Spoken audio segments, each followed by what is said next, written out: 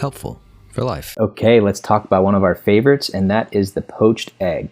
They're pretty, they're delicious, and they go great on an Eggs Benedict, which is what this poached egg will be going on. So, don't be intimidated by the poached egg. Some people are kind of scared because it seems like it's a complicated thing, but after watching this video, we're going to give you a couple of tips that make it easy for you to get the poached egg right. And if it makes you feel any better, this is actually my first time ever cooking poached egg, and I made it happen, so you guys can too.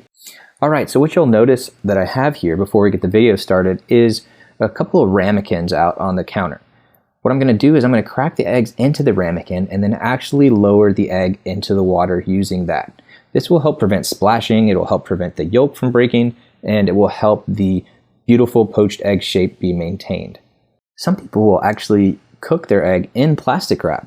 They'll crack it into there and lower it into the water with the plastic wrap on, and they'll use that as their way of keeping the shape.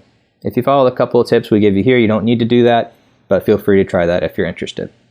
Okay, let's get started.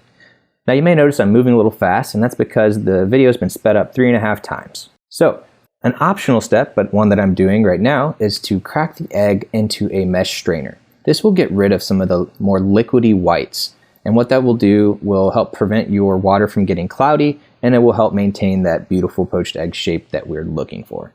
Again, not a requirement, but it helps you get those beautiful poached eggs, and it will be Instagram worthy. So you get the water boiling, and before you put the eggs in, you don't want the boil to be too rough of a boil, because if it has a bunch of those bubbles coming up into the egg violently, it will possibly lose that shape that you're looking for. So you want just pretty much a simmer, maybe a little more than a simmer going on. Then what I'm doing is I'm adding a little bit of acid, which in my case was distilled white vinegar. This acid will help the egg maintain its shape as well. Lastly, you'll see that I spin the water around and create a little whirlpool with the spoon. Again, this helps maintain that beautiful poached egg shape that we are looking for. And then I have a plate prepared with a paper towel to drain the egg on before I put it on the final plate. Now these eggs don't take too long, depending on how hot your water is and how many eggs you're cooking. It's anywhere from say 2 to 5 minutes. To check if it's done, what you'll do is you'll just spoon the egg up out of the water and poke it with your finger. If it feels really loose and jiggly, it's probably not done yet. But if it gets to be really, really firm, then it's probably overdone. Now, obviously how long it's going to cook depends on how runny you like your yolk.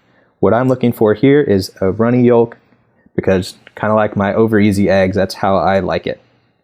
The total time here was about 3 minutes to 3.5 minutes, so just to give you an idea. I'm going to crack some salt and pepper and add some hollandaise to finish up the Eggs Benedict here. And that's it for this. And you'll get to see the yummy shot of me cutting into the egg and watching that yolk run out.